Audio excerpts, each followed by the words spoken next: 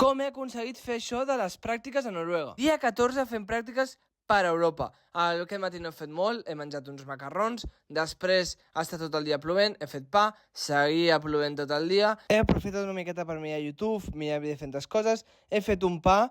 I com he aconseguit fer això de les pràctiques per Europa? Hi ha una plataforma que es diu Woofer, que són els Woofins, que bàsicament fa els voluntariats amb granges ecològiques i regeneratives de tota Europa. I aquestes granges, a canvi de que tu treballis a més de forma voluntària gratuïta, ells et donen de menjar i l'estada. I és com que la teva estada queda coberta. Doncs jo vaig a una granja aquí a Noruega, és el que estic fent amb ells, i a canvi ells també m'han fet un conveni perquè em conti les pràctiques d'empresa de l'institut. Un cop resposta a la pregunta, recordeu que cada dia estic responent una pregunta diferent, feu-la als comentaris. Després hem anat a caminar per aquest bosc tan xulo que està a 1 minut del costat de la granja.